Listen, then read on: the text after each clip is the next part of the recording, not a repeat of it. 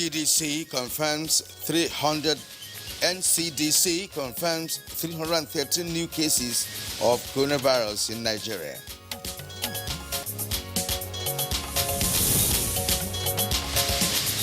President Buhari leads by example, observes Eid prayers with family members at Aso Villa. You can see that 19 has reduced us.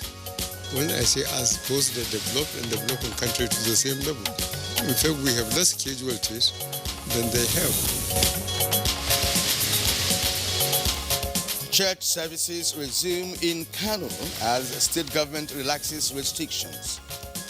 Our prayer is as church and mosque have resumed, coronavirus will be reducing in the state. And on Good Morning Nigeria today, we shall discuss COVID-19 and emerging security issues.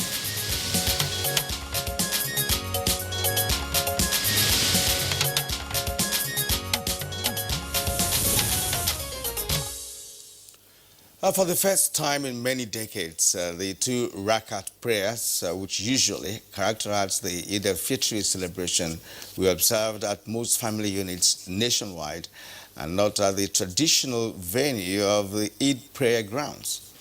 Certainly, Kirian, and that was in line with the directive by the Sultan of Sokoto, Alhaji Muhammad Saad Abubakar III, to Muslims, requiring them to comply with the federal government's COVID-19 restrictions against congregational prayers. As such, many Muslim fathers played the role of imam at the family unit where prayers were held. Exactly, Kingsley, and it has been generally observed that COVID-19 restrictions are returning parents, especially the fathers, to the roles they should be playing as physical and spiritual health of their families. And that's what's played out during the commencement of the Eid celebration yesterday. And Kirian, still talking about COVID-19 restrictions. Now, one of such measures which continues to be enforced despite the gradual easing of the initial 5-week lockdown is the ban on interstate travels intended to checkmate community transmission of coronavirus by, of course, forestalling the movement of persons across state boundaries. You are indeed right, Kingsley, and if this ban on interstate travel is to be seriously enforced, there ought to be some respite on security challenges due to the heightened surveillance that come with enforcing the ban on interstate movement. Now, heightened surveillance, as you mentioned, Kirian, is what is expected. But unfortunately, what is playing out would appear to be a far cry from the expectation.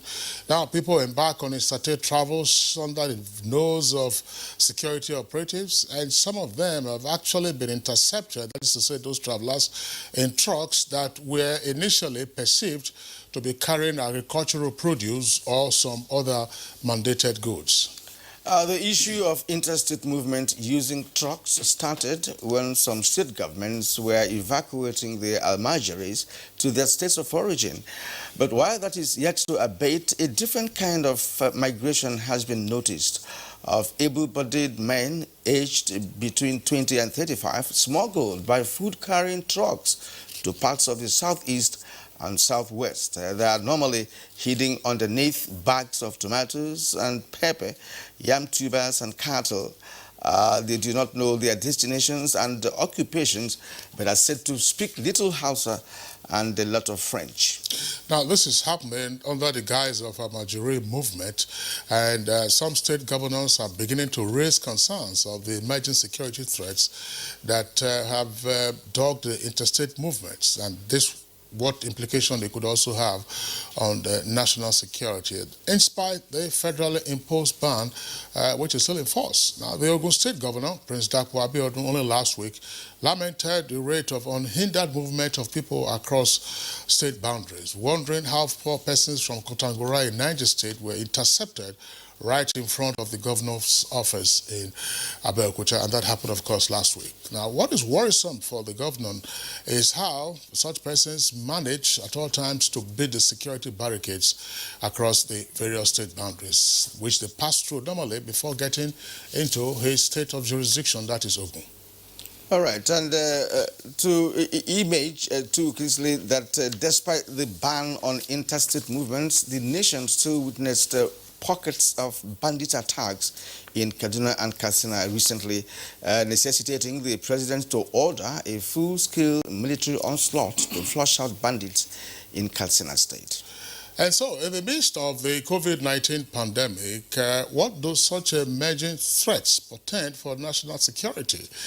And what do such threats actually reveal about our national security architecture and what needs to be done to address the issue urgently? Now, that's our focus on Good Morning Nigeria today as we discuss COVID-19 and emerging security issues. My name is Kingsley Osadolo, and I welcome you to today's edition of the program, our very first for the week, and to our Muslim brothers and sisters who are watching us in Nigeria and indeed elsewhere in the world. It's Eid Mubarak.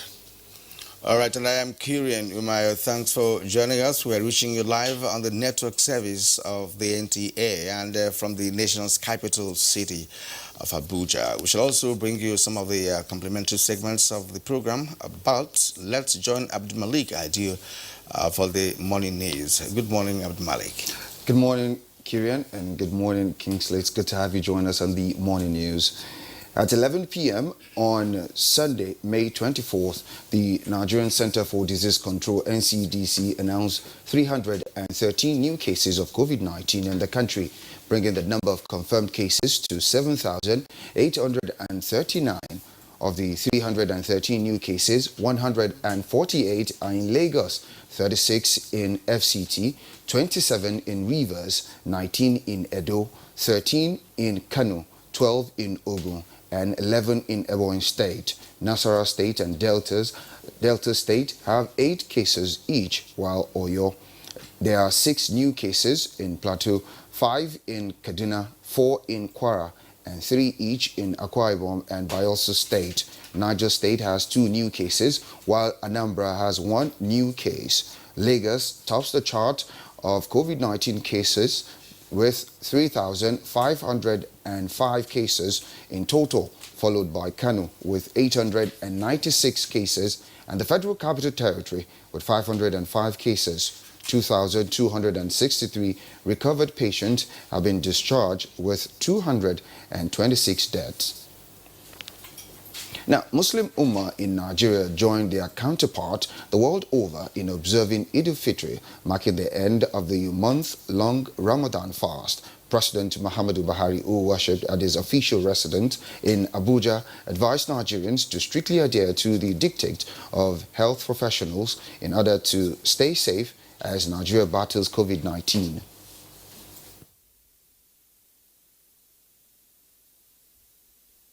They can see that COVID-19 has reduced us, when I say us, both the developed and developing country to the same level. In fact, we have less casualties than they have. So it is a very frightening development, and I advise Nigerians to be very careful to take the advice from the Ministry of Health. The Minister of Health has been doing very well, speaking and educating people generally. So Nigerians, we should be very careful. For those that lost their lives as victims of COVID-19, may the Almighty Allah forgive their sins and grant them Al-Jannatu Firdaus. And for those that are sick, we wish them a speedy recovery, and also we pray for the end of COVID-19 throughout the world. Now, after a successful completion of the 30 days Ramadan fast, Muslim faithful in Nigeria have observed Eid al-Fitr prayers amidst COVID-19. The historic development may not be forgotten in a hurry as the Ummah converted their living rooms and premises to Eid praying ground.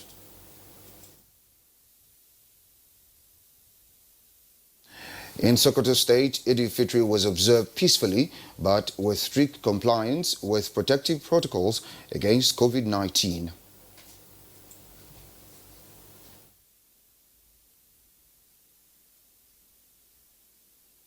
I want to urge us all to use this auspicious period to increase our supplications and prayers to Allah subhanahu wa ta'ala to bring an end to all the difficulties and challenges in our state, nation, and the world at large. And Christian faithful across Kano State this Sunday observed church service following the ease of 2-month lockdown to stem the spread of the coronavirus pandemic. The faithful adhere strictly to the COVID-19 safety protocols and other precautionary measures mandated by the state government. My prayer is, as church and mosque have resumed, coronavirus will be reducing in the state. And then we are praying Kano will be one of the first states in Nigeria that is declared coronavirus free. And the chairman, Anambra State Council of Traditional Rulers, and Obi of Onitsha, Igwe Alfred Achebe, has called on security operatives to rise to the challenge of curbing the increasing violation of interstate movement restriction put in place by the federal government to contain the spread of the coronavirus in the country.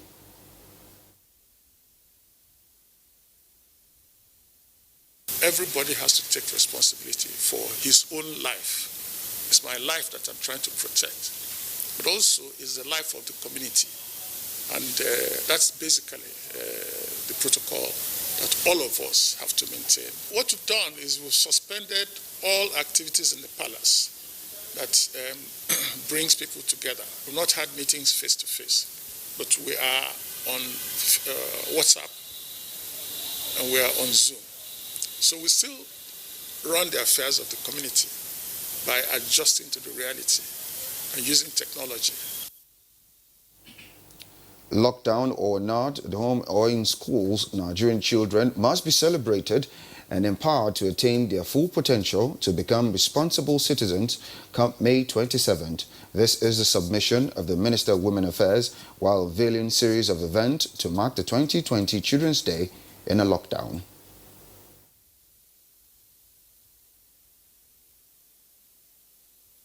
It's a day that children around the world look forward to express their feelings and to celebrate childhood.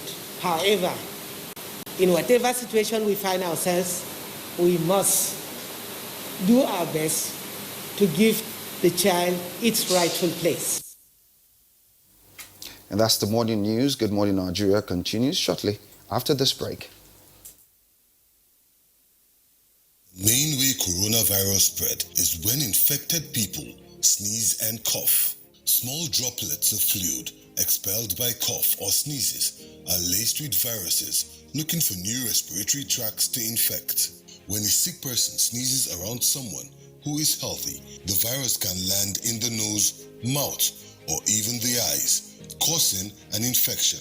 Symptoms can include fever, cough, shortness of breath. Symptoms may appear within 2 to 14 days. Seek medical advice if you develop symptoms and have been in close contact with a person known to have COVID-19, or if you live or have recently been in an area with ongoing spread of COVID-19. This message is brought to you by the Nigerian Television Authority, NTA, Africa's largest television network. In this time of despair, our country, Nigeria, needs us now more than ever. We stand a chance to save our great country, Nigeria. A chance to rise up from this pandemic stronger and better. What will be the gain if we do not learn from other countries and observe the lockdown to stop the further spread of the virus? If we loosen our guards and allow this virus doom our very existence, then what have we gained?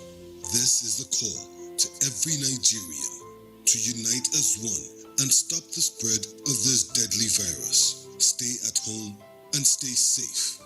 Remember, the virus doesn't move unless we move. This message is brought to you by the Nigerian Television Authority, NTA, Africa's largest television network.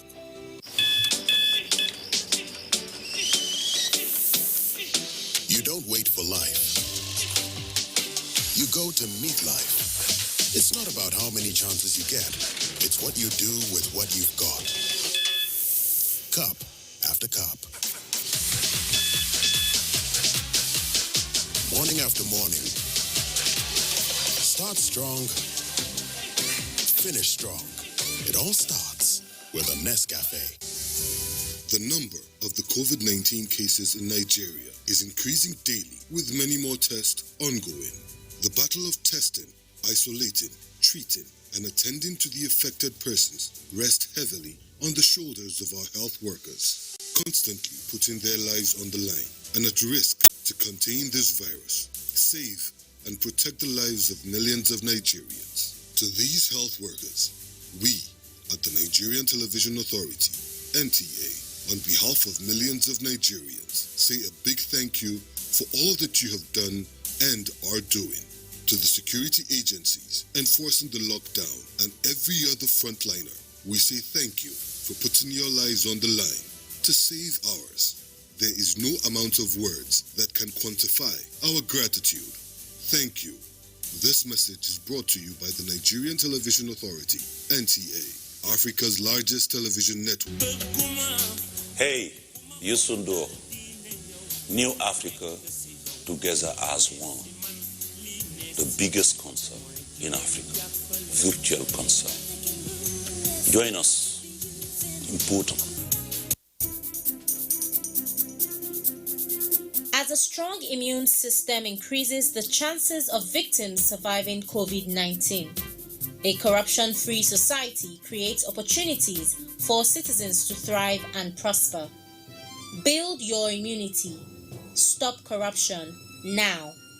Report all acts of corruption to ICPC on this toll-free number 0800 2255 4272.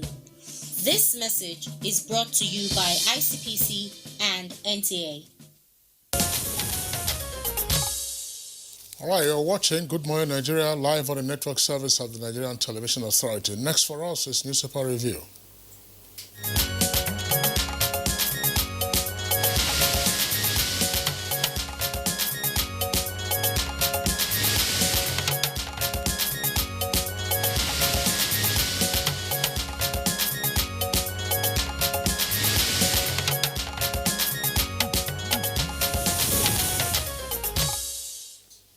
And let's welcome Bayo Tebi, who's already here in the studio for today's review of some national dailies. Bayo, you're welcome. Thank you, Kiriam. Good morning. Good morning, Kesley. Right, Bayo, good to see you. Good morning, Nigeria. That's right. Eid Mubarak. Eid Mubarak. I hope you had a nice celebration yesterday. Yes, thank you very much. Okay. And congratulations on the end of Ramadan. So, Kieran? Yeah. Let's begin with the Nigerian pilot. The Nigerian pilot, 100 days of Governor Diri put smile on workers, retirees' faces. That's on page 9. Serap drags federal government weaker to ECOWAS court over rights violation. That's on page 8. The lead story, onslaught. 4 riders, military airstrikes kill over 130 bandits in Zamfara and Katsina. Intelligence report surveillance led to identification of camps. Huts of notorious bandits destroyed. Remain resolute. Restore normalcy in all parts of Nigeria, says the CAS. That's the Chief of Army Staff. Well, the story is on page 8 of the Nigerian pilot.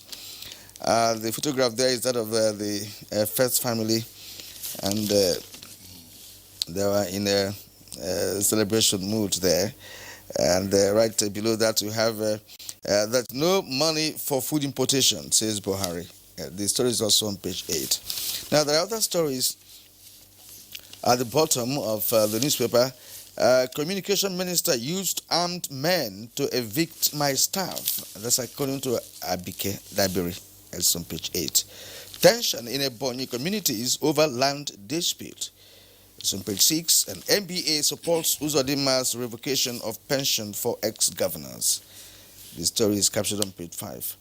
Now, Nigerian army secretly trained soldier who criticized service chiefs on social media.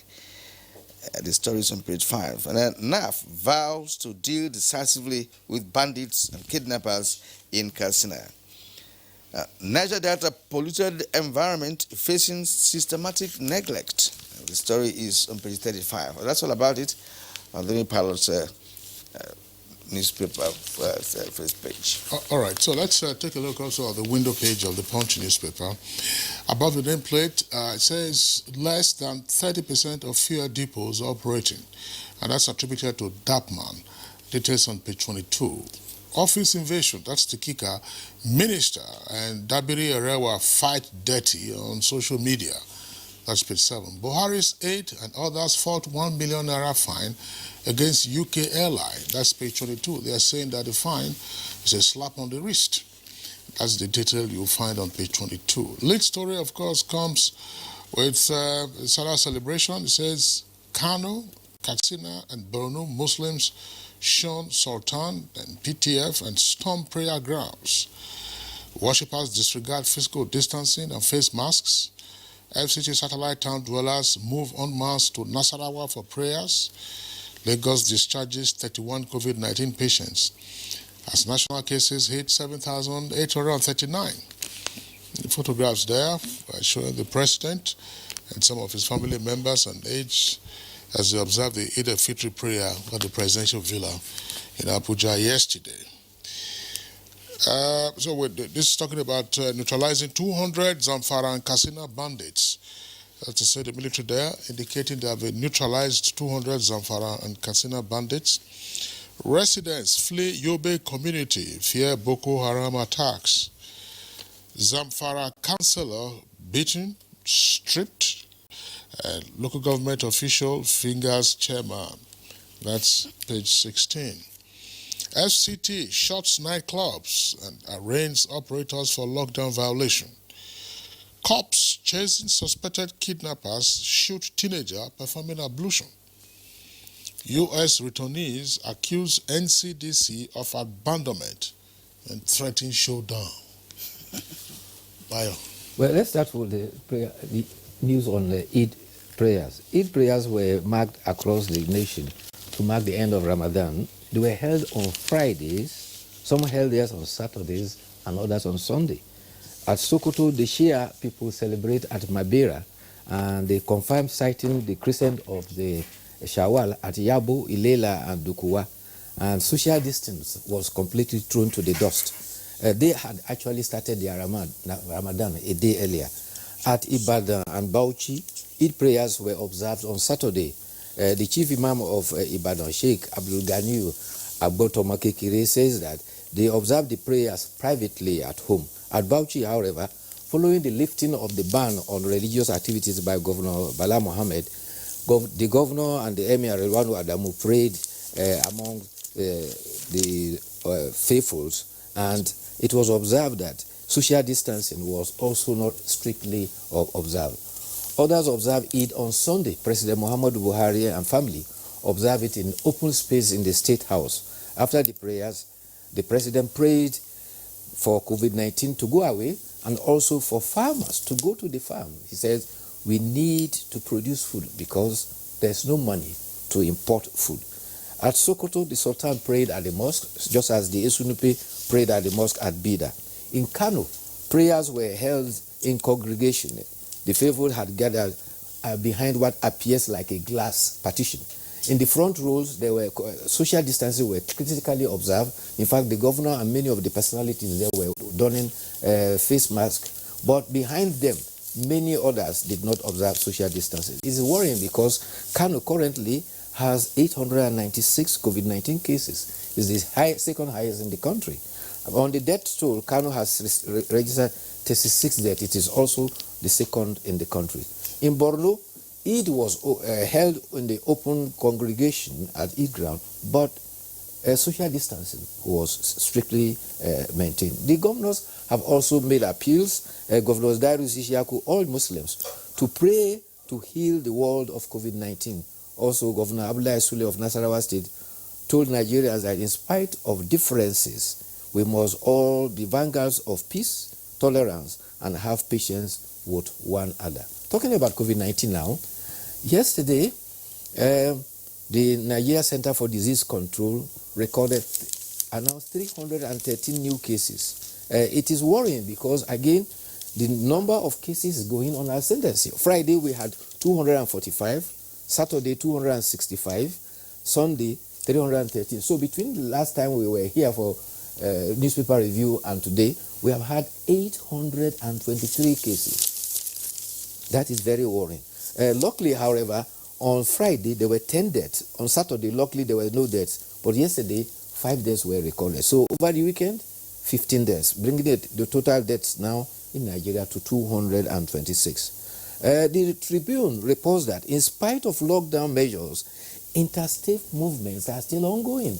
I heard Kingsley earlier on talking about the violations of restrictions about interstate movement. And this will interest you. The Tribune says that from its investigation, this interstate movement is helping to spike the COVID-19 increases. They cite some instances, for instance, that at a motor park in Ibadan on Saturday, they say for any price, if you can pay the price, you can get transport to anywhere you want. From Ibadan to Ilorin, the cars were charging 2,000, buses 1,500. At Shasha Junction, cars were loading passengers to Sokoto, 8,500 by car, 6,500 by bus. And also from Abuja, they say you can get transport to Lagos at 15,000. Before, it used to be 10,000. To Enugu, you pay 13,000, you get transport to Enugu. Before then, it used to be about 5,000. To go to Port Harcourt, you get transported to Owerri, then you find your way by local taxi to Port Harcourt. So these are the violations. And in Ogun State, Governor Dapo Abiodun has expressed serious concern that this battling with internal migration is spiking up the COVID-19. Again, not only the internal one, 19 immigrants from Togo and Ivory Coast were intercepted in Ogun. How did they come in?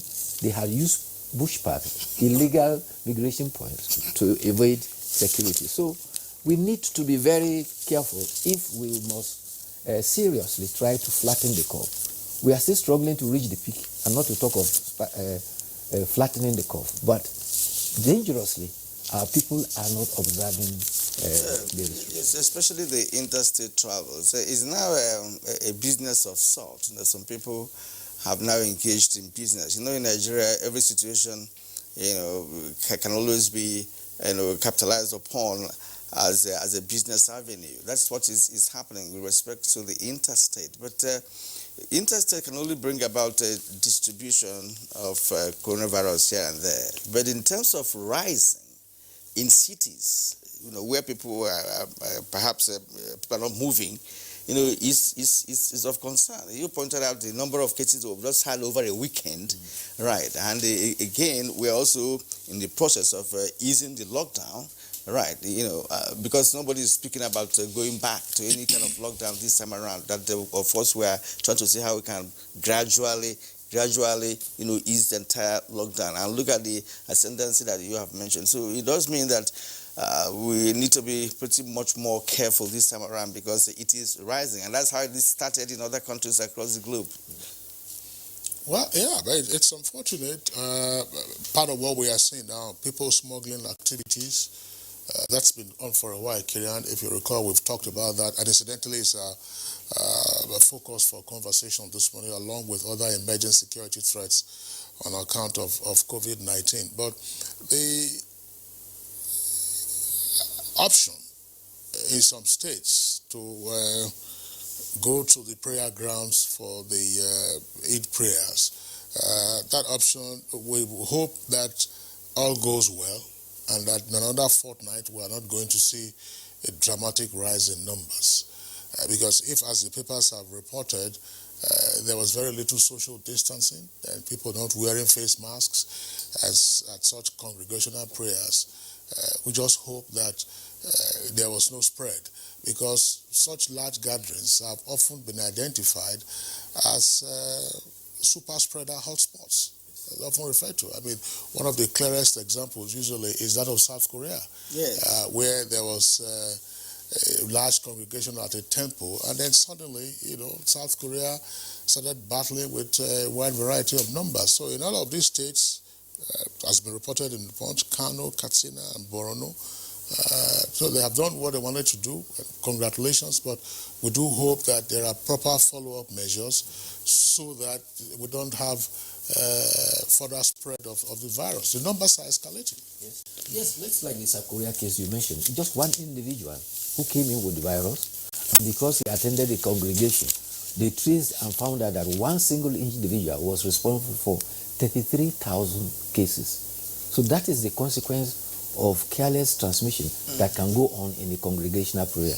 But meanwhile, we will have to hold our bated breath and see what will happen in the next 2 weeks. That's because the consequence of what has been done, especially if there are persons with the COVID-19 and they had mingled with congregation, there is that high potential that they could have been accessories to spreading it. There's all this other interesting one. I just, sorry, Bayo and Kirian, sometimes it will appear as if, okay, because you're having some skepticism expressed in some quarters, or because, persons are believing that they can undergo self-medication and so on and so forth, we do not seem to realize the collateral consequences of a rise in COVID-19 cases. Now, what it means is, as we have always indicated on the program along with various guests, if you have a surge in numbers and you have limited spaces in the hospitals to accommodate them, persons who have other kinds of ailments other than COVID-19 will not have the opportunity of being attended to because space will not be there. Medical personnel will also not be available. You're never going too far. Just recall last week already, the Minister for Health was saying that in some states, in some isolation centers, already space is lacking. Already lacking, before the surge you're talking about, or we're already lacking space. And there's even some discussions on whether some category, of carriers should be treated at home officially this time around. So already the lack of space is with us. I mean, and when we get to that level, we don't hope to get there. That's all. But the behavioral pattern, towards this pandemic in terms of individuals in Nigeria is questionable. Some pastors or preachers, if you like, they have made some statements in the past, which is negating the fact that there is this pandemic and it is deeply rooted in this country. And if you give it a chance, it's going to blow up. Yeah. Right. The man in South Korea who convened the gathering, he apologized to the nation. He apologized. And of course, South Korea has one of the best technologies globally. We know that. Even this whatever they're talking about, they're number one. They have about 87 cities that are operating on 5G. All right. Well, I think we don't stretch our luck too far. The president also remarked that after the Eid prayers, that we are lucky we are not recording the numbers that are showing up in Europe. However, if we are not careful and don't observe these measures, there's the strict possibility that we could catch up with Europe, regrettably, and unless that is checked. The other one I was trying to talk about is Saudi Arabia. The monetary authority there says they are going to quarantine banknotes and coins. This they will do because they will have to decontaminate currency that come from outside and within the country. The whole idea is to check the idea that currencies are potential sources of transmitting COVID-19. That's a display of technology. I want to see how they can quarantine currency. All currencies will be quarantined. They will sort them out. The old ones will be extracted and destroyed completely. They will decontaminate the ones that have been certified before they go back into circulation. But citizens or residents will also be required in the first instance to submit the banknotes and coins they already have. And if you were to do that in Nigeria, I'm sure. All right, can we go to editorial? You didn't respond to that. Let's go to editorial now. It's on port operations. It's taken from the Nation newspaper. Just one or two lines from there. It is especially heartwarming that the Nigerian Shipping Council, that's NSC, made ports running during COVID-19 lockdown, midwifed deals with barge operating companies to evacuate cargo to sister ports like Warri and Port Harcourt, though the volume would still appear comparatively small pending the return to full port activities. It's a crucial growth area that makes busier ports outside Lagos. So we're talking about non-functional status of some ports in Nigeria for a long time now. For a long time it has been a problem. You have port congestion in Lagos, where ports at Warri, Port Harcourt and Calabar are lying fallow. So now what the editorial is saying that the latest development, that is the initiative of Nigeria Shippers Council, they are using barges to freight some of this cargo from Lagos port to other ports, Port Harcourt, Warri, and that will enhance the rapid decongestion of the port. They also stress that with the ongoing standard gauge construction of the railway, by the time it comes upstream, it will also help considerably in decongesting the port. Don't forget that the port congestion has been a big challenge, so much so that a committee was set up, headed by the vice president, to make sure that that port is decongested. And the other challenge is that the high roadway, the dual carriageway leading to the port, is also having its own problems. So with all construction stalled, this will still continue. So the Shippers Council initiative is a wonderful one that will go a long way in redeeming the congestion at the port. Okay, Baya Tebe, thank you very much. We'll release you very quickly so that you continue the celebration. Thank you. I will see you tomorrow regardless. Tomorrow will be another day. All right, it's Good Morning Nigeria, live at the network service of the Nigerian Television Authority. We're taking a short break now. When we return, we got ahead with our principal item for discussion, which is on COVID-19 and emerging security issues. The coronavirus, also known as COVID-19, is spreading at an alarming rate all over the globe, including Nigeria. With the number of infected persons in Nigeria increasing daily, prevention is better than cure. Coronavirus has no cure. The virus spreads from one person, who affects two persons, and by the time the affected person is isolated, the two persons have affected four, and it keeps spreading. You must take preventive measures to save yourself and that of the people around you. Always wash your hands with soap and water. Put distance between yourself and others. Whenever you cough or sneeze, cover your mouth. Clean and disinfect surfaces. Stay at home if you're sick and contact the proper authorities. Together, we can cut down the spread of the coronavirus. This message is brought to you by the Nigerian Television Authority, NTA, Africa's largest TV network. Did you know that using bar soap and water protects against viruses? Many viruses are surrounded by an envelope with receptors that enable them to enter a human cell and cause infection. Bar soap destroys the outer layer of the virus and effectively removes it and reduces your chances of contracting the virus. Protect your family from the spread of viruses. Wash your hands using bar soap and water. Brought to you by Medifax and Dental.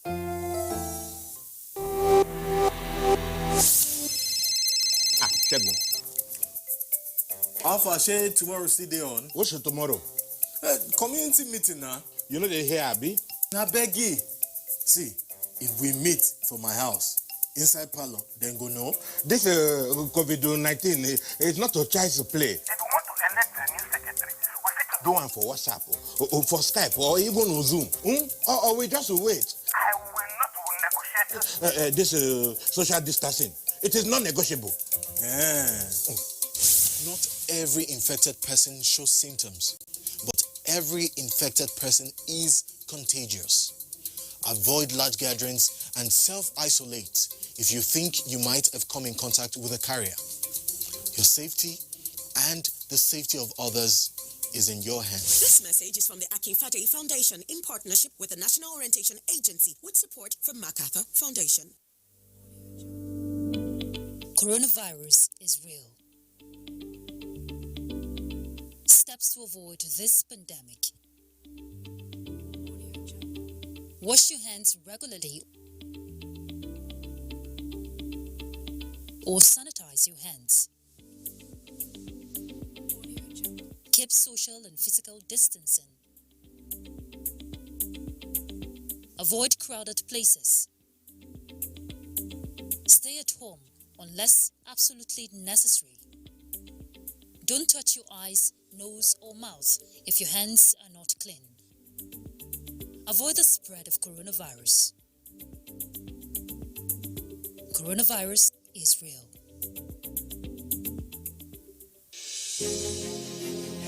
There is a lot of fake news and report circulating, especially on social media, on the coronavirus. Do not believe or partake in the spread of these fake reports. If it is not on the official website or news from the Nigerian Center for Disease Control, NCDC, disregard such report.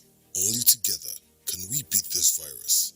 Only together can we overcome this pandemic. Follow the instructions and guidelines provided to combat this virus. Most importantly, Stay at home. Self-isolate, regardless of your status. The virus doesn't move unless we move. Let us work together to better Nigeria. Together, we can do this. This message is brought to you by the Nigerian Television Authority, NTA, Africa's largest television network. Thanks for staying with us on Good Morning Nigeria. Our conversation this morning bothers on COVID-19 and the emerging security threats. And to set the mood for the program, here is Abdul Salam Jubril with a background report.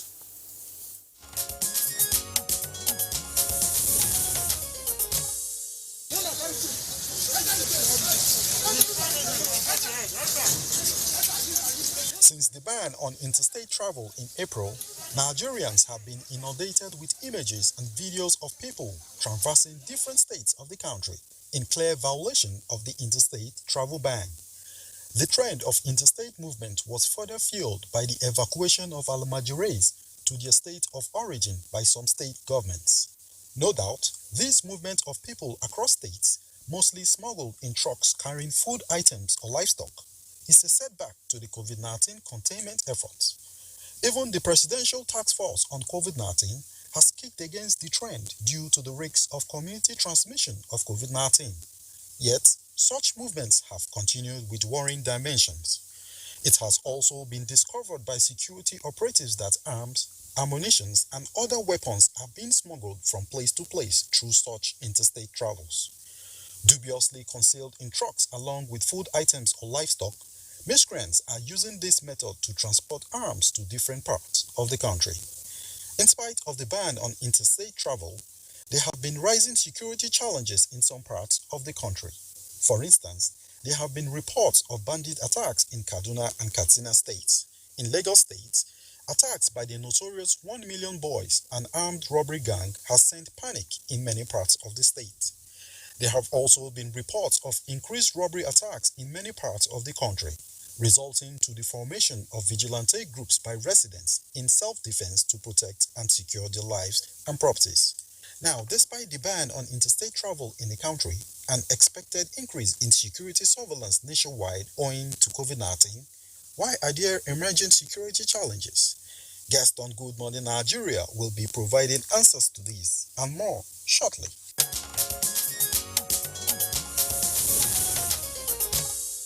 All right, many thanks, Abdul Salam Jubril, for that background. With us in the studios to discuss this issue, let's welcome Deputy Commissioner of Police Frank Mba, who is Force Public Relations Officer. DCP, pleasure to have you with us on the program this morning.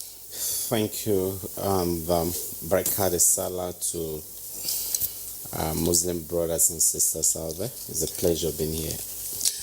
Also here with us is Dr. Kabir Adamu, Security Risk Management Expert. Dr. Kabir Adamu, pleasure to have you with us. The pleasure is mine. Barakah Salah to everyone. And Eid Mubarak to you. Thank you. All right, and joining us from Akure via Skype is the Executive Governor of Ondo State, Rotimi Akeredolu, a senior advocate of Nigeria. Sir, good morning, Your Excellency, and welcome to the program.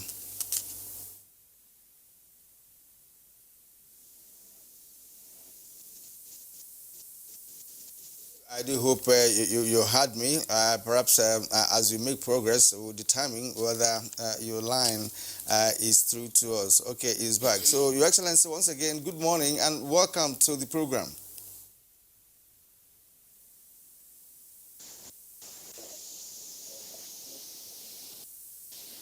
Let's move on now. Also from Kaduna studio is Mohammed Ali. Mohammed Ali is a security expert and former member, Kaduna State House of Assembly. It's a pleasure to welcome you to the program today. The pleasure is mine. Good morning and Barakah Salah to all Muslims across the world. All right, gentlemen, once again, I'd like to have you join us on this conversation. And incidentally, I mean, virtually all the guests, including His Excellency, they are regular guests on Good Morning Nigeria. And on the eve of Nigeria's nationwide response to COVID-19, including, of course, the lockdown federally mandated and lockdown stipulated by various state governments. We had taken on what were likely to be the key security issues during this period. Incidentally, Discipline Franco Ba was here with us. Dr. Kabir Adamo was here with us, and later on we also had Muhammad Ali join us from our Kaduna studio. So here we are, more than 2 months later, in fact almost 3 months now, since the index case arrived in the country. What do we know at this time about the color and nature of security challenges that the country has had to grapple with during the containment process of COVID-19? Let's begin with DCP Frank Omba. Okay, Kinsley, thank you again for having me. Like you rightly noted, some time ago we were all together in the studio and we tried to look objectively and futuristically into what will be the likely crime scenario, the likely security challenges that will be throwing themselves up as a result of not just national effort but also global efforts to curtail and contain the spread of COVID-19 virus. And during that analysis, some of the things we discussed here from the police perspective is the fact that we will likely see a decrease in some kinds of crime. Our projections were based on very objective analysis, empirical-based analysis of the fact that most of the crimes we see worldwide or on the streets everywhere are tied to opportunities. And when you take out the opportunities for these crimes to be committed, and then naturally you will see a decrease in some of those crimes. Some of the predatory crimes that take place on our streets will also automatically drop if the streets are empty. And then so we projected that there will be a drop in some kind of crimes. We also projected that we will likely see an increase in certain kind of crimes because criminals are by nature very creative people, very adaptive people. We also projected that they will also try to exploit the uncertainties, the fears and the concerns that are associated with global efforts to contain this pandemic and take advantage of those fears and try to latch onto them to commit some crimes. And in doing this, we identified certain crimes that will record a possible upsurge. Number one, we projected that there will be a lot of a new wave of cyber crimes. Our projections are based on the fact that a lot of activities will be taking place online. People will begin to work at home. People will begin to order goods online. People will begin to do most of their businesses and transactions and conferences online. So what will criminals do?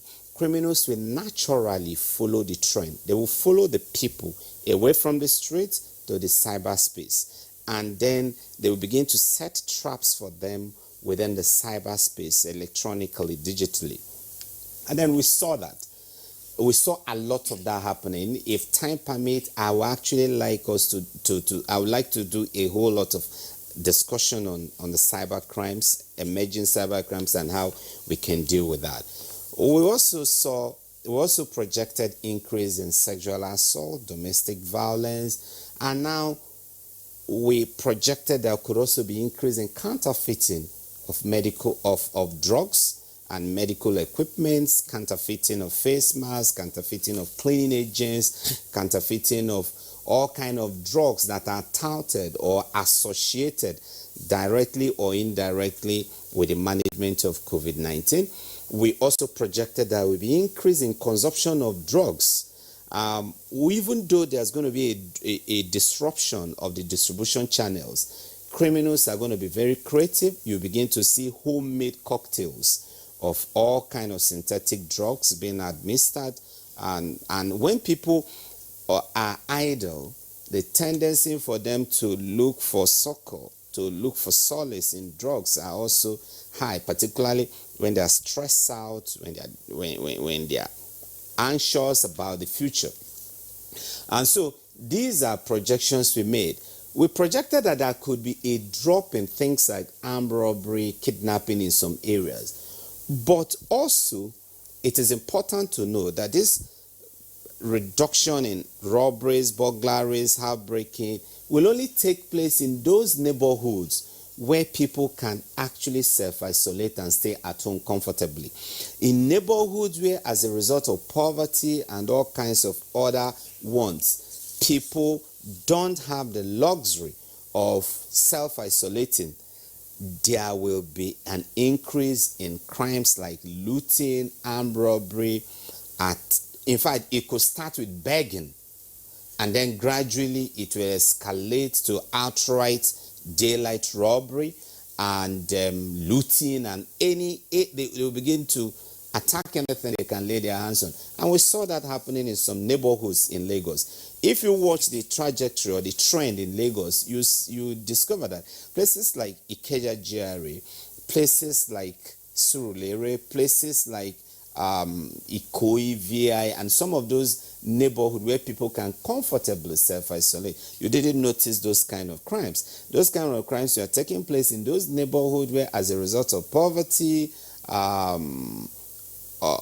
overpopulation, people could not naturally self-isolate. And so they start off coming out on the street to beg, to ask for support, to stay alive till the next day.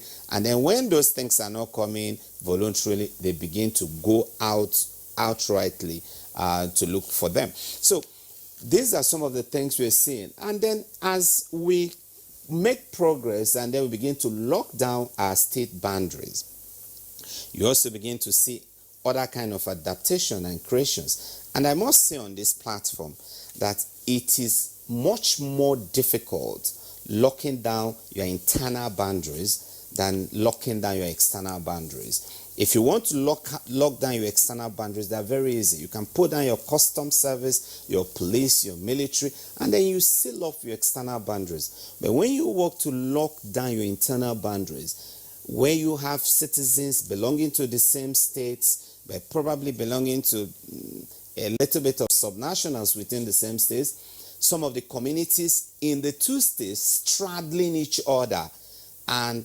members even speaking the same language and flowing from one state to the other, is usually very, very cumbersome and very challenging, maintaining strict controls of those internal borders.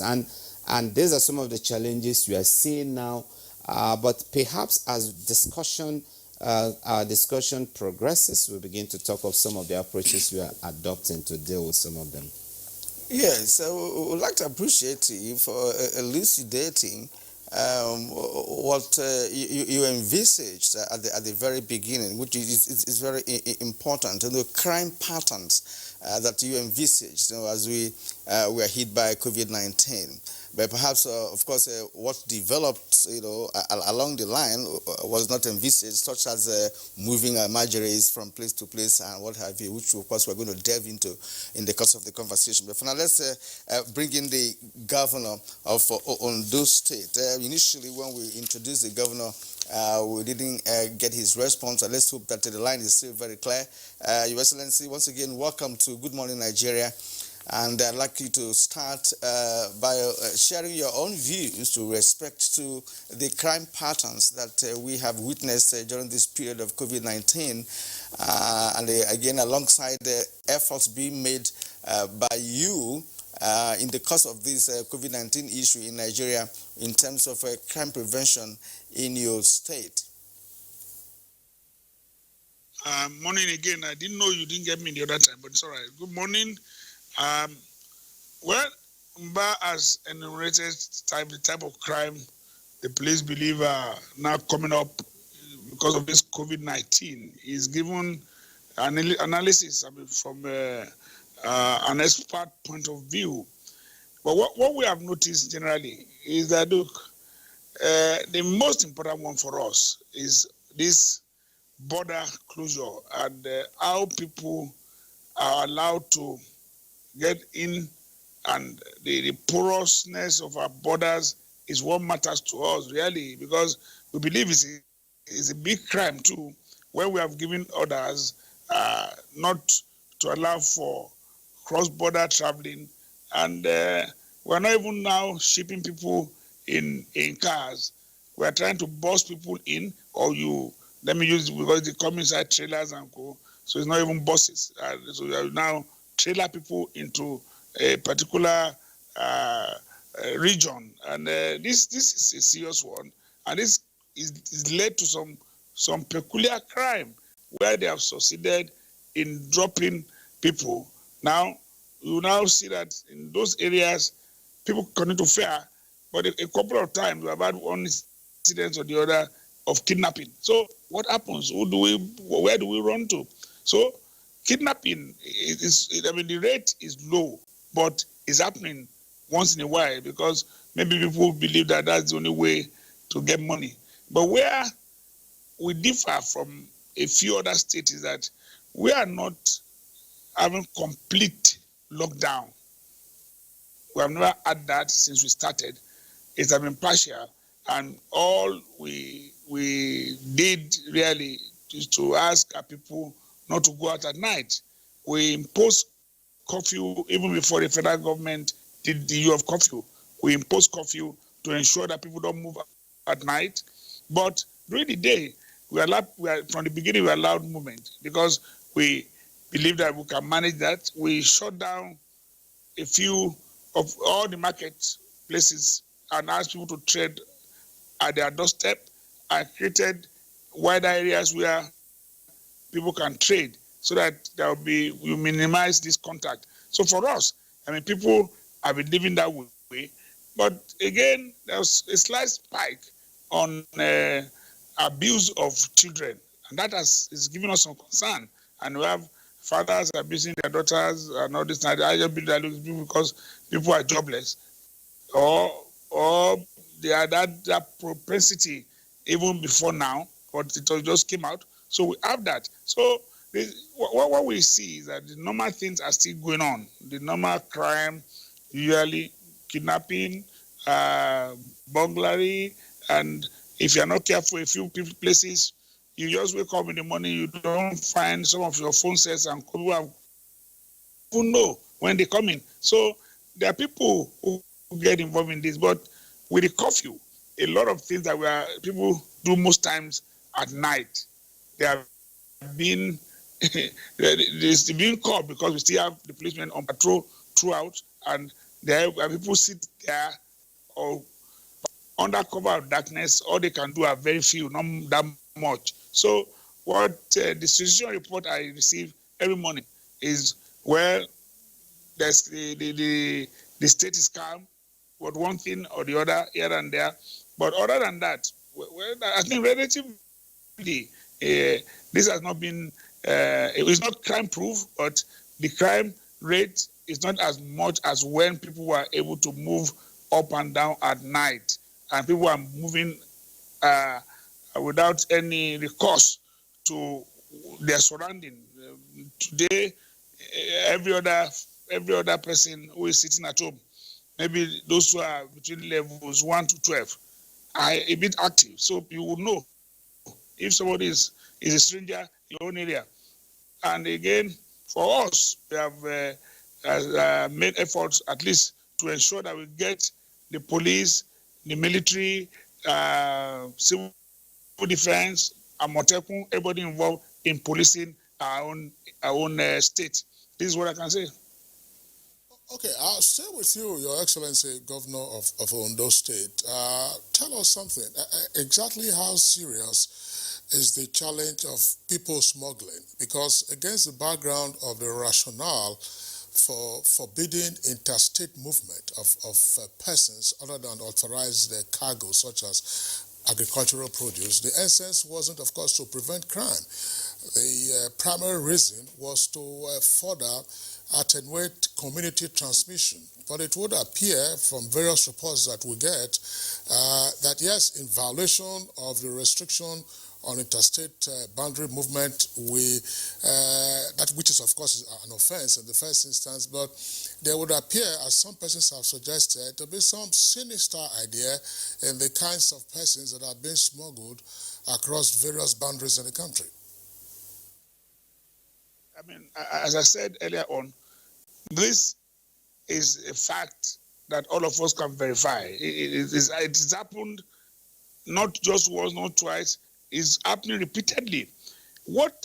How they are able to get people into the state is surprising to a number of us. But we notice that, look, the human beings are covered with foodstuff. Not that they will be in front or in the section, then you now put, whether it's foodstuff around them, you put other goods around them. The policemen have to be extra careful. I mean, they must take their job very seriously for you to be able to get to where the people are hidden. So when you get into the state, a number of times after you get to Shasha or any of the areas where the goods are going to be offloaded, when they are offloaded, they now try to drive in further from where they offloaded the goods, and that's where what majorly a few trucks have been apprehended by us, by our task force, by the police, a few trucks. But a number of occasions too, we only wake up to see a crowd in a location. And people will be scared, and they call the police, they call on us here, and we get there, I will send our people there to ask where they have come from. A number of times, some of them don't even, so. Well, it does appear that we are losing contact with the governor of Ondo State. He's back. Your Excellency, you may have to continue. Okay, I hope you are hearing me. So we just have that look, we wake up in the morning, we just see a crowd of about 20, 30, and that happened about 4, 5 times. So we send people there. Then it's difficult. At the end of the day, we look for a truck to truck them back outside the border, because these things cannot continue this way. We are our brothers keepers, but the point is that we believe, yes, if you want to come in here to work, we will allow you. If you want to, there are people who work here who are not from here. There are many people who are in Ondo State who are not from Ondo State who are working. But when you have no work, and these people are young, so who is going to cater for them? Why, as we make a point to our brothers in the north, our brother governors in the north, look, where you have any Almajiri area, and therefore area, it's better for them to be accommodated properly, treated, and find job for them to do, or relocate them to their respective families. If you now teach them to states where they don't know, where they don't even speak the language, what then will happen? So it will be worse than a Almajiri here, because you don't speak the language, nobody knows you, and people are resenting this importation. And we have a problem with our police a couple of times to say, look, you must be,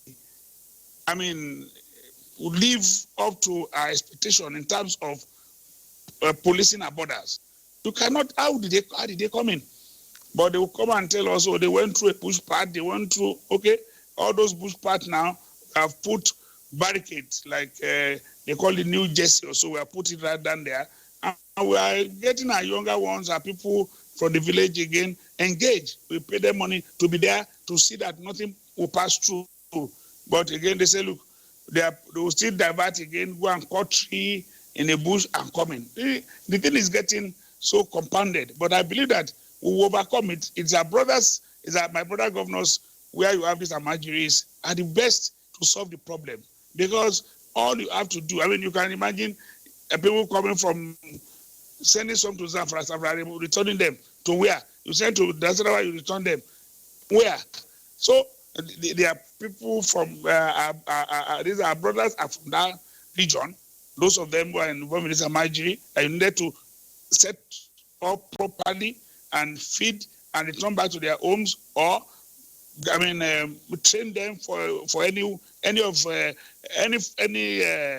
job they can do. You can train them, but it's better for us to do it where they are familiar with, rather than shipping them to where they don't know at all. So a number of times they're on the road, they are just disillusioned. They don't even know where to go, and I'm not too sure they come in on their own free will. I think people are just taking them and they just come in, dump them on the road. They are not taking them. If for instance you brought them and dump them into Shasha, we might not know, because they will just fuse into the community because they are part of that place. But you not take them, not in Shasha, take them to the road and just dump them there.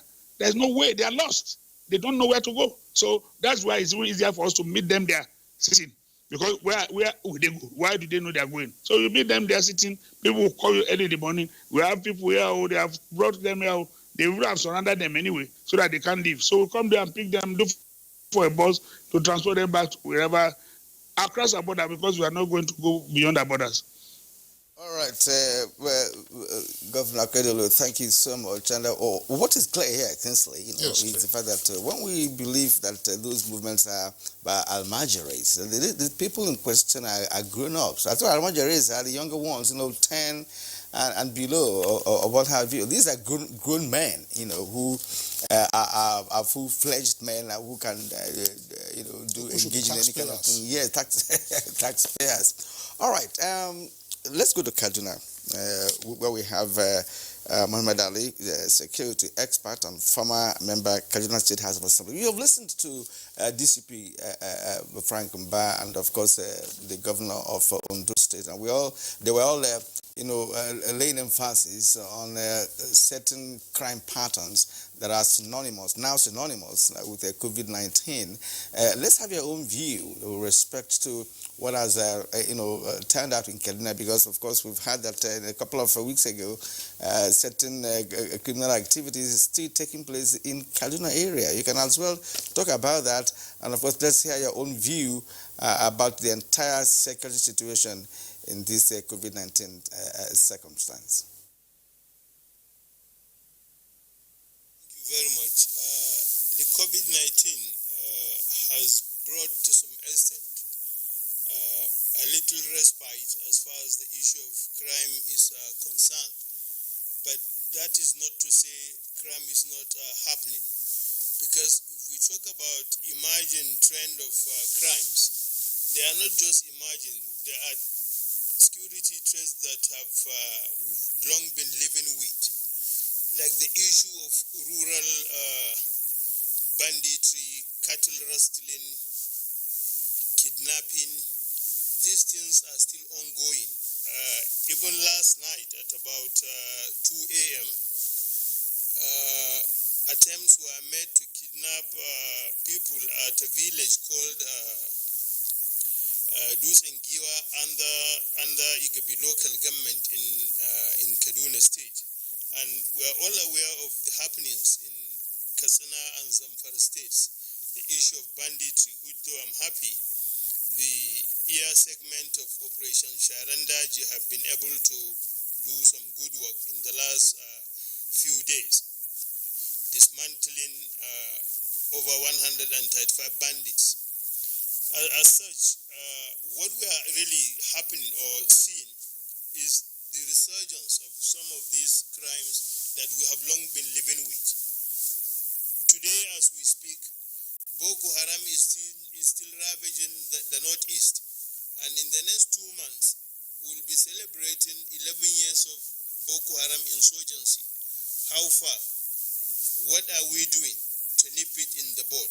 How soon can we end the menace of Boko Haram insurgency? So these are issues that have been there, but the COVID-19 lockdown has assisted in slowing down the occurrence of some of these crimes, but it has not ended, or it has not abated it in any way. If we look at Idumota or Balogun market in Lagos, for example, in the last couple of weeks, there have not been reported cases of shop breaking and issues like that. But this is not to say people are not committing crime. people are committing crime. The security agencies are doing the best they can to live up to expectations. But I think a lot needs to be done. And with respect to what His Excellency is alluding, the issue of Al-Majri, I think we should draw a distinction between who an Al-Majri is and somebody going across either from the north going to the southwest to seek for job and issues like that. Al-Majris normally are youths between the ages of 16 to 8 years, 6 years in some cases, who are sent out in search of Quranic education. But with the current pandemic, I think every responsible home should be able to hold on to their children, let them be at home, and let them educate them. Generally, it is the responsibility of parents to educate their own siblings, not to send them out to a malam under the pretext of learning the Quran, but they are given in numbers, and this man the malam is not paid any salary, neither is he given anything for their boarding, accommodation, feeding, clothing, etc. So government has to sit up and see how best we can actually ban the issue of Al-Majirchi, because Al-Majirchi is not in any way a prescription by Islam. It's just a byproduct of laziness or people who are trying to run away from responsibilities. You give birth to children and you don't want to fend for them, so you send them out under the cover of going to learn the Quran. They end up only begging for money. So these, I think, are issues the northern governors have to take up to and look at seriously. Because I remember in 2013, I presented a paper titled Begging and Destitution, the ways and means by which this can be ended. And unless we do that, because it is through this Al-Majirchi system that, of course, some criminals are breeded. So something has to be done, and quickly too. But we must understand that certainly the issue of rural banditry, cattle rustling, kidnapping, proliferation of small arms and light weapons, armed robbery, they are still on the increase. People are still living in fears within the axis of Sabon Birni in Kaduna State. People are living in fear within Damari and Dogondawa in Birnin Gwaru local government, and of course in Zamfara and Basari in Katsina State. So something has to be done, and quickly too. Thank you very much, Muhammad Ali, there for your opening statements and indeed perspective. We'll return to you in the course of the conversation. Now, let's bring in Dr. Kabir Adamu. Dr. Kabir, of course, a question to you will be for you to give us your reading of the security situation since we've been battling with COVID-19. But in doing that, in terms of your opening statement, perhaps you can also respond to what is now generally labeled as the Al-Majri phenomenon. We knew that some state governments were transferring Al-Majri from one part of the country. It started with Kano, actually, taking them to the states of origin, and then other states also moving them to theirs. But the security threat emerging from that is, according to observers, the use of the Al-Majri relocation to their states of origin as a pretext for smuggling in persons who, listening to the governor of Ondo State, who apparently are vagrants of no fixed address, of no apparent mission, and of course, you see the tension that this is creating in a good number of communities. Exactly. Your twofold question, I would approach it with three comments. Firstly, I would like to look at the national security, the infrastructure itself. Then I would also like to comment on the security strategy we're currently implementing. And in looking at that, I would also talk about COVID COVID-19. When we gathered here, I think twice, and this will be the third discussion on COVID-19 that I am participating in on Good Morning Nigeria, I made reference at that time that there is likely to be a requirement for transformation of security as a result. COVID-19 is new. It has brought to us some new issues that beforehand we never contemplated. So I talked about transformation, and I recommended training specifically for security with a view to enforcing some aspects of COVID-19. One of them that is critical and very important to our discussion is movement. It affects our fundamental rights. There is a social contract between us and government, and part of that social contract envisages that we're able to move freely from point A to point B. Unfortunately, COVID-19 has now touched that core fundamental right of movement. We are no longer able to move. And unfortunately for my brother, DCP, they've been asked to enforce that aspect that is touching on our fundamental rights. So for a lot of people, that is strange. Even for the police itself, the legitimacy of that policing function has been questioned by a lot of people. Some lawyers have even gone as far as saying they would sue the government with that. But this is not the forum for that discussion. I wanted to bring that out, that COVID-19 has brought up new issues, and the way we approach it should be different. Now, I mentioned the national security infrastructure that we have. Some of the points raised by His Excellency, the Governor, there is a provision within our national security infrastructure that can be addressed. The State Security Council meeting was held a couple of days back. My understanding is that the movement of Almajiri emanated from a meeting by the Northern Governors Forum. And that means there is a backing for that movement. Now, we missed out on an opportunity to, I would say, eradicate this unfortunate aspect of our history, the Almajiri system. The Northern Governors agreed as a whole to tackle the Almajiri system, and based on that, they decided to move the Almajiris from where they are back to their home state. Now, what I expected is that at that meeting, there should have been a directive, as it were, to profile these Almajiris. In other words, take their numbers, because I doubt if anybody has the number of Almajiris at the moment. So what should have been done, profile them, know who they are, know where they come from, everything about profiling. And then from that point, contact their home state. Because, I mean, these are all northern states. Most of them are within the northern states. So let's say the ones in Kano, profile them, know that, okay, some are from Zamfara, some are from Katsina. So the governor in Kano would contact the governor in Katsina. 100 Almajiris are being relocated from Kano to Katsina. Katsina will make arrangement to receive them properly.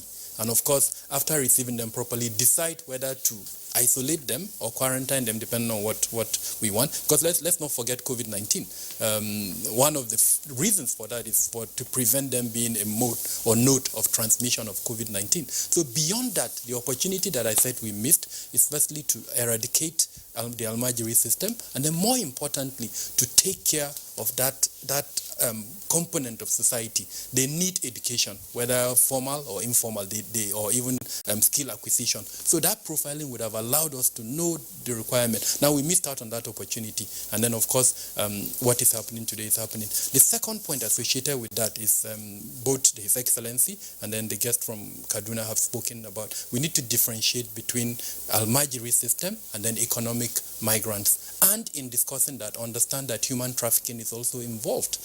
Like the governor rightly alluded, there are people behind this movement. Some of these migrants, frankly, don't even know why they're being migrated. Someone somewhere is benefiting from their migration. A good example is in Abuja here. Some of the beggars you see around here are controlled by a group.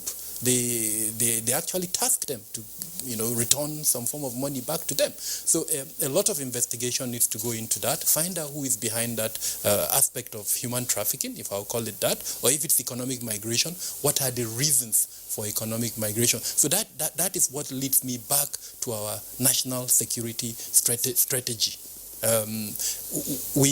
In December 2019, the Office of the National Security Advisor launched the revised National Security Strategy 2019. If you are moving towards the direction and you don't even understand the direction where you are moving, then frankly you would be directionless. And I'm sorry to say, with all sense of responsibility, that's where we are. There are 27 institutions that are involved in security in Nigeria. At the moment, if you ask the question of coordination, I'm sorry to say it's completely missing. So, I don't know, temptation is strong to bring in DCP Franco, but look, if we have 27 institutions or agencies dealing with security, how come we are seeing some of the flagrant abuses or disregard of governmental directives? President Muhammadu Buhari comes on television and says that, look, as part of our war effort, war in this case being the metaphor for the fight against COVID-19, there shall be no interstate movement save for transportation of essential items. Essential items listed agricultural produce, petroleum products, XYZ, not human beings. So where are those 27 agencies? I talked about coordination. Now, I expected that presidential directive, which in law it would be called a regulation. Of course, it was followed by a guideline by the PTF COVID-19. Now, all these other 27 agencies were supposed to develop what I would call either standard operating procedures or force orders, like in the case of the police, or in some instances, even lower levels of that would now tell their personnel, this is how to implement this guideline or presidential directive. Unfortunately, we haven't seen enough of that. So what probably happened is that most of these agencies left the implementation of those directives to the whims and caprices of their personnel. Now, imagine a situation, let's use the movement of essential services, food items as an example. Most of this emanate either from a warehouse or from a market. Now, I talked about 27 agencies. The Ministry of Transport, most people don't realize this, is a critical component of the national security infrastructure. So what level of coordination is there between the police, as it were, which is the lead agency in civil security matters, and the Ministry of Transport to understudy the movement of these essential items, understand the supply chain, and then block the loopholes that would allow, as it were, food items to be transported together with human beings. Yes, we'll pause it here. We'll come back to you, but you have raised some critical issues, that concerns the security. You are involving about 27 agencies that are supposed to be focusing on security, but COVID-19 brought in a new concept of criminality, if you ask me.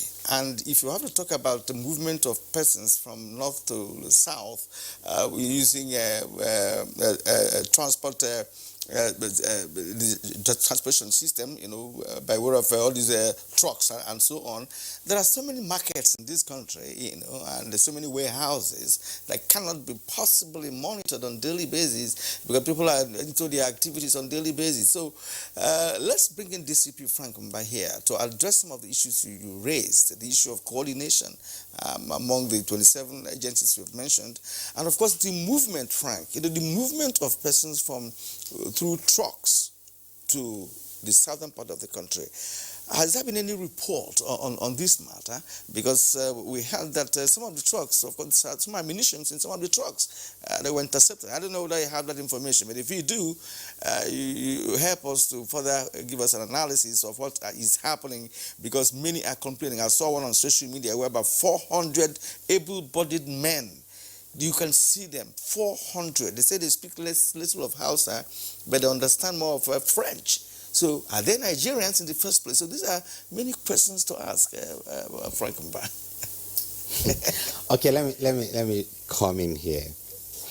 First of all, let me start with one of the very beautiful premises of Dr. Kabir, where he tried to explain the tension that arises when you want to enforce restriction of movement. The truth really is some of these restrictions are some of these restrictions touch on the very heart of the fundamental rights of our citizens. And some of the lockdown regulations are also clearly antithetical to man. Man is born to be free. Man strives every day to be free. Man loves his freedom. And each time you are trying to take back any iota of that freedom from him, he finds a way of resisting. And that explains why sometimes we have this tension between law enforcement agents who are trying to enforce COVID-19 related restrictions and regulations, and the citizens who are the target of those restrictions, and who at the end of the day these restrictions are designed to actually protect. And so you continue to have those kind of tension, and will continue to manage them. Again, migration is also part of human nature. And whenever there are challenges like this, you will see migrations, legal or illegal, it doesn't matter. Man will strive to move from where whether it's a time of natural disaster, when there is drought in one part of the country, people try to move to those areas where there is rainfall. When there are wars, people try to migrate to those areas where there are less where there are lesser tensions. And if you look at the demographic of these challenges now, it appears that some parts of the country appears to be managing it better, and so the economies in those areas tends to be better than some. So there will also be a form of migration, whether they are orderly or disorderly, trying to move from one part to the other. Our job and our responsibility is to ensure that we're able to tame this, because it's not just that somebody is trying to stop a citizen from moving from point A to point B just needlessly. The purposes of restricting this movement is, like you rightly noted, Kensley, is to stop community infection and transmission of the virus. And so we must place a pause to some of this movement. We must freeze some of this movement in order to allow our relevant agencies have a better control of this. But I also tell you that beyond core law enforcement issues, we also have major challenges. And these challenges we are having in Nigeria is also a reflection of what we're having at the international level. The different countries in the world are moving away from multilateralism to a form of unilateralism, where you find out that the US is, for example, concerned about how do I stop COVID-19 within the United States. Canada is doing the same thing. China is doing the same thing. Belgium is doing the same thing. Germany, UK, Nigeria. And that's what we are also having here. Enugu State is trying to put regulations to protect its citizens in Enugu. Lagos is doing similar. FCT, Kano. It will not work.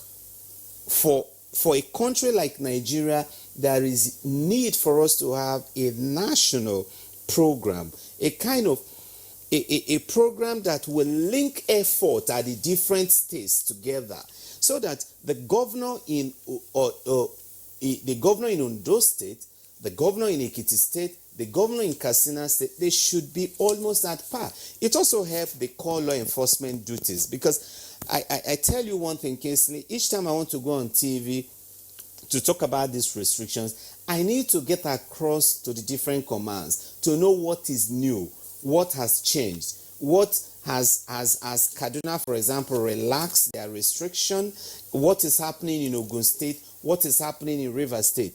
These approaches, because I am sorry to use this word, a bit disjointed, also makes it much more difficult for the for the enforcement agencies to have a universal approach. So if you're a police officer, for example, and you've functioned in Lagos for the past 2 months, and for any reason you are transferred to Jigawa State, for example, you need to again pause, sit back, and try to look at the regulations, COVID-19 related regulations in Jigawa State, and understand it. Because Lagos, where you're coming from, have a different regime of regulation, restrictions, and enforcement procedures from Jigawa State. So there is need for us to, while maintaining some form of customized approaches, there's also need for us to have a very broad multilateral national approach in tackling this. DCP Frankenbach, thank you very much for what you have said, but it is also obvious that there are broad national approaches stipulated by the president in his broadcast and then further articulated or broken down for implementation by the PTF, being the Presidential Task Force. There are 2 critical items from that, for instance. One, nationwide curfew, 8 p.m. to 6 a.m. nationwide, irrespective of the customized curfews that the various states had been implemented. Second one, no interstate movement of unauthorized persons and cargo. These are broad national issues. Let me tell you something. If you listen to PTF, even PTF have repeatedly expressed their frustrations at the fact that some of the things they are saying at the national level are being done differently at the state level. So that in itself gives credence to my position that there is still need for us to harmonize some of our approaches. That does not in any way subtract from the fact that there are some measures that are very that have very broad national application.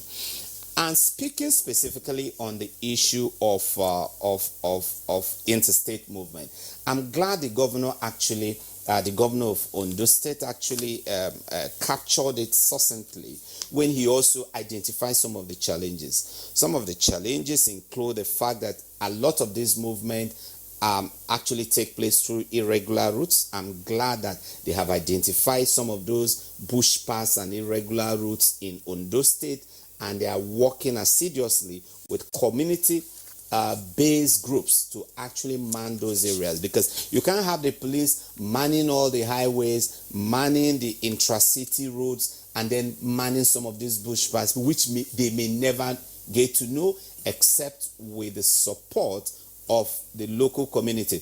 And so for me, while we are doing everything we can, which include in some places the deployment of police mounted troopers, because the IG has done that in some of the areas where we also discover some of the bushpath ourselves, and we discover that there is need to place our horses on those areas because they have better skill in manning some of those bushpaths. There's also need for us to be able to mobilize community across the interstate boundaries to also work with state government and law enforcement agencies for us to be able to monitor this movement and deal with them. All right, Franklin, but let's pause you there. It's well spoken, we understand your perception or perspective to this, which is more practical than anything else. But what is constant is the fact that people are moving at night. People are moving at night, and again, before you get into a path road, perhaps in a community, you must have done some kilometers of highway before you get there. And these trucks we're talking about are long trucks. It's not just small trucks. So they can use any path road. So we're talking about there is massive movement in the night across Nigeria. That is setting, because what we have seen so far is the fact that the movements are so free that when you can transport about 300-400 people, that means there are no much hitches. But we will return to the conversation after the break. I need to respond to this very quickly. There are also some of these pictures you've seen on the social media that are entirely fake pictures. I've seen, if you recover 400 weapons, like I've seen a starch of picture showing starch of catch of weapons that were said to have been recovered in some of those interstate movements. If you make such recoveries, they will make headlines in all our mainstream media. Let me just make this point. There is one of these pictures that have been trended, which was actually a picture that was taken in Iran when some catch of arms and ammunition were recovered from a ship aboard the high seas. So we also need to be careful so that we don't play up the wrong images, the wrong pictures, the wrong videos, Frank, and you are situate right. them within the context of the present discussion. You are right, but I'm concerned about the ones that the governors themselves are telling us. For instance, Akeredolu is there. He talks about persons that have been brought into the state. So this is not necessarily from the social media. Some governors are making comments themselves. Some officials of state governments are also making comments with pictures of people that have even held and what have you. Well, it's a problem that we hope to solve in the course of fighting COVID-19. This is Good Morning Nigeria on NTA Network Service. We'll take a short break now. When we come back, the conversation will definitely continue. Nigerians, coronavirus is dangerous. It can kill. When you see this sign, high fever, cough, shortness of breath, drowsiness, pneumonia, don't panic, don't hide. Don't embark in self-medication. Promptly visit the nearest medical facility. Report all cases to the nearest hospital. Prevention is key. Avoid contact with infected persons. Avoid crowded areas as much as possible. Wash your hands regularly. Use hand sanitizers. Your life is precious. Stay alive. Live long, live right. This message is sponsored by the Federal Ministry of Information and Culture and the Nigerian Film Corporation. Nigerian Film Corporation, powering possibility. You don't wait for life. You go to meet life. It's not about how many chances you get. It's what you do with what you've got. Cup after cup. Morning after morning. Start strong, finish strong. It all starts with a Nescafe.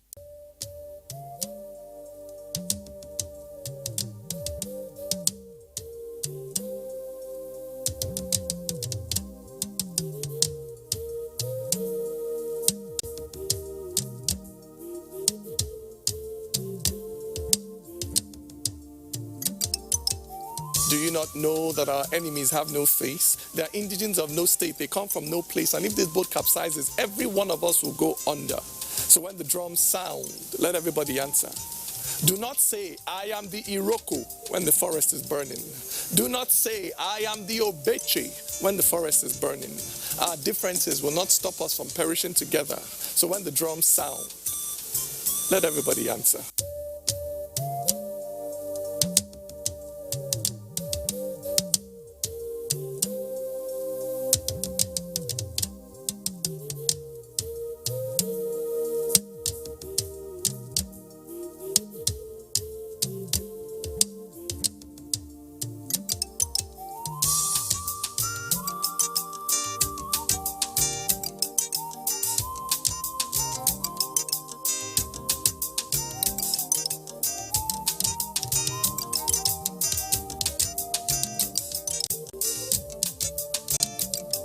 We have observed the lockdown.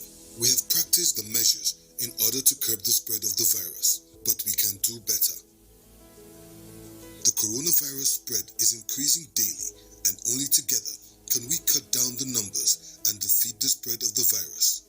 Remember, COVID-19 is not a death sentence, and a recovered patient cannot spread the disease. Do not stigmatize. Do not hesitate to report any case or if you have come in contact with anybody that has been infected with COVID-19.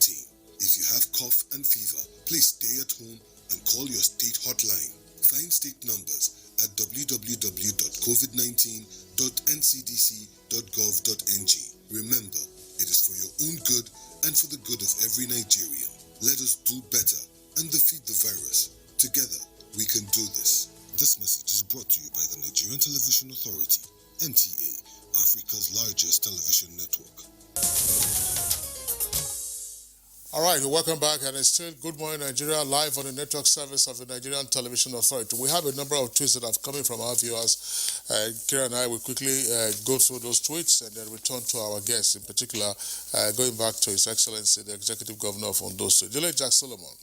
One of the many consequences of the fight against COVID-19 has been a spike in unemployment, which has played into the hands of Boko Haram and other illicit groups in the country. The pandemic, as well as lockdown, is depriving a large number of persons the income needed to survive.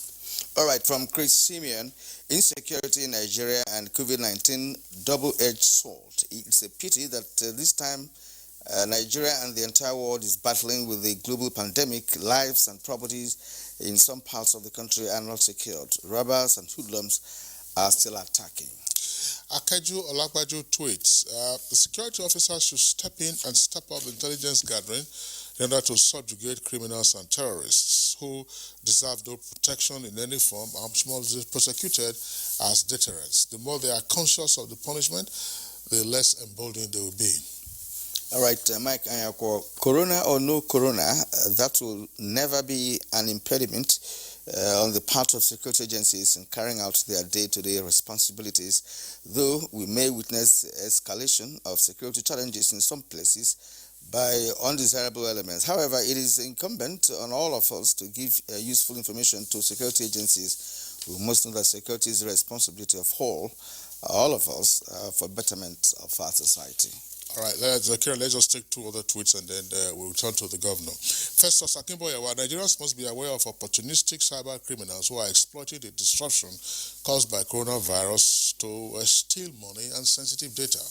Ibrahim Moduaji, killing as a result of insecurity is more than COVID-19. Let's not be totally carried away with the invincible global enemy, COVID-19. The resurfacing of banditry attacks, insurgency, and some communal clashes across the country call for concern. Insecurity should be a number one priority. All right, those are the tweets we will take in the meantime. Let's return to Lede Senior Advocate of Nigeria, who is the Executive Governor, Akeredolu of Ondo State. Your Excellency, I mean, one of the key points with regard to people smuggling and these vagrants who are dumped at locations they do not know, part of what you have also described in Ondo State happening in several other parts of the country. Has it been part of your repatriation strategy to seek to interrogate these persons? Because as Kabiru indicated here in our Abuja studios, it's possible that there is a network that is handling the movement of these persons. Where are they coming from? Who is bringing them? What is their mission? That is one. And then in trying to tie all of this up, what is it that has emerged? Otherwise, why would you have vagrants all over the place if they have no mission, if they have no indication of where they are going, and they appear to speak very little of our known languages in this country?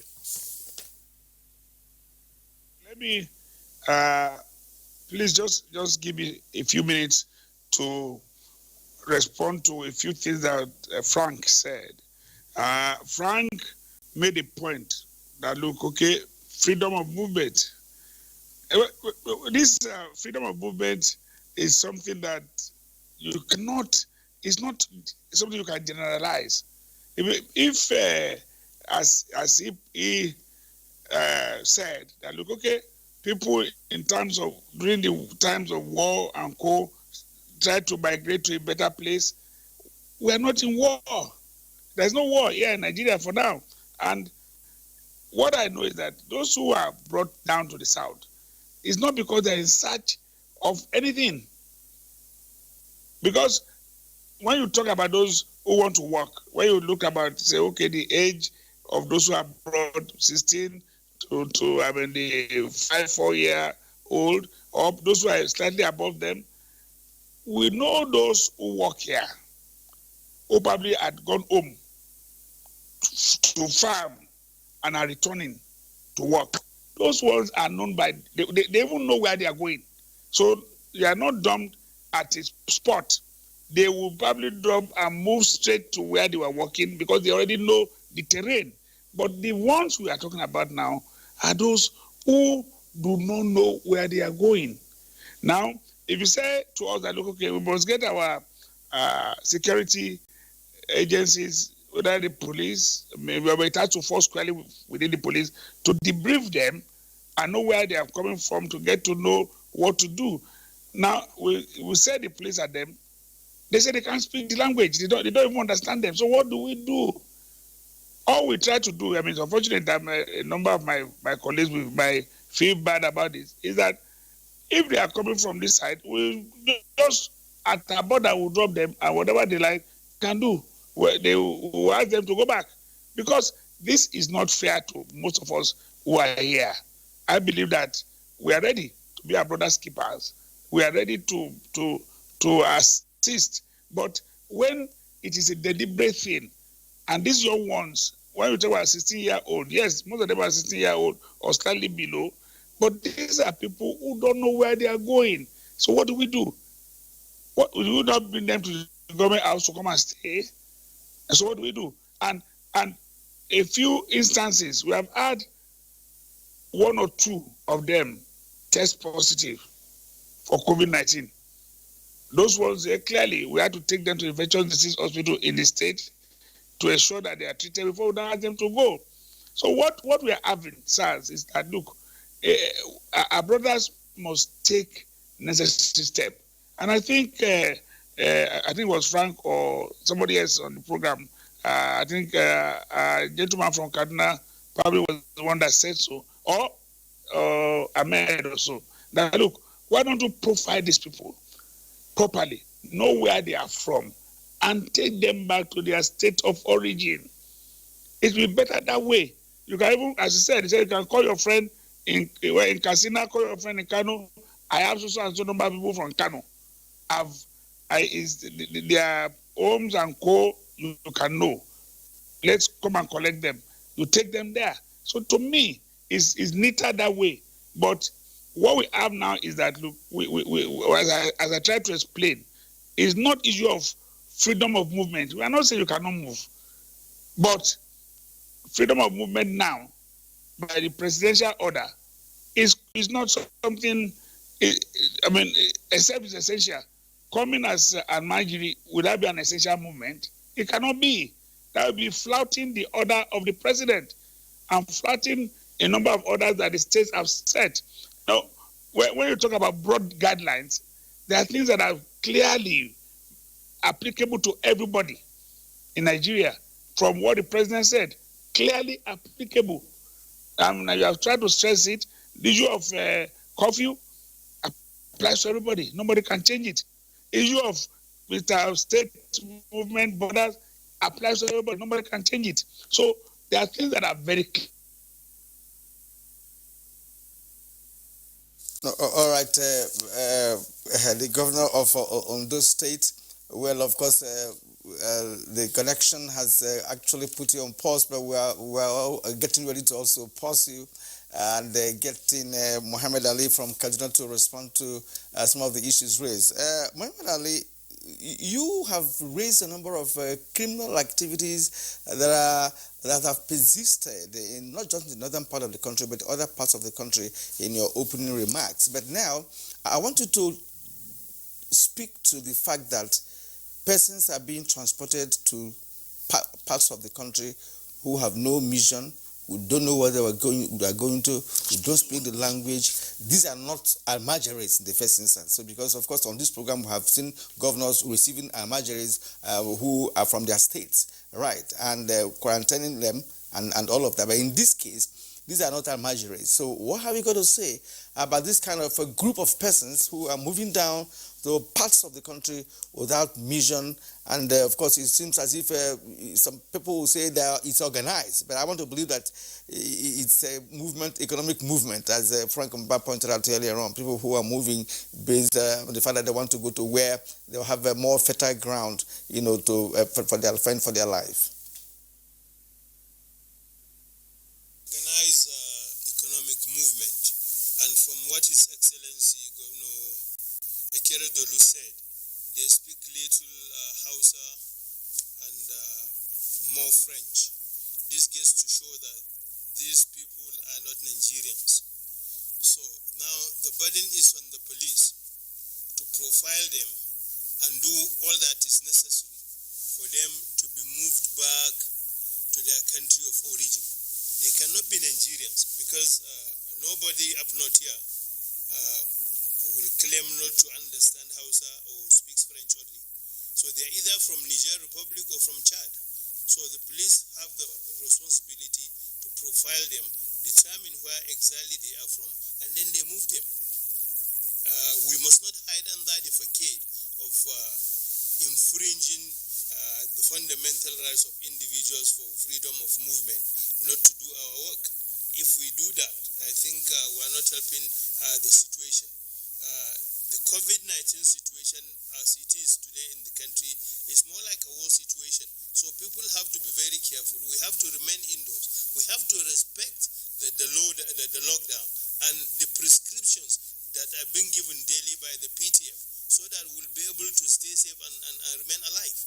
Anything short of that, I think we are trying to create problems for ourselves. Then secondly, even for the Almajiri kids, I think a lot needs to be done because there are syndicate managers in cities who go out to villages, pick some of these children from their parents with the promise of return for some money later. They bring them into town, send them out to beg.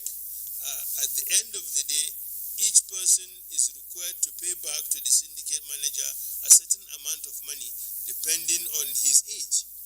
So these are things we need to really come to terms with and see how best we can promulgate laws to outlaw all these practices that are actually touching and infringing upon our security arrangement. Muhammad Ali, thank you very much there for your comments. Let's come back to the studios. Dr. Kabir Adamo, I suppose you were with us also on that occasion. And DCP Frank Uba, at a time when we now started seeing a spike in kidnapping and banditry along Abuja-Kaduna axis, he propounded what he referred to as the disperser theory. That because a number of those bandits and cattle rustlers were being flushed out of the forests in Kaduna, Zamfara, part of the location, so they were dispersing to other parts of the country, particularly getting close here to the FCT. Is it likely in this circumstance to say these persons who do not speak Hausa, who speak more of French, and you know the profile of some of the bandits in Katsina and Zamfara, is it likely that these are some of those bandits who have been dispersed and they are finding their way to other parts of the country? Because, as His Excellency describes, look, you find people, some able-bodied men who have no sense of their whereabouts, have no mission, but they are just there.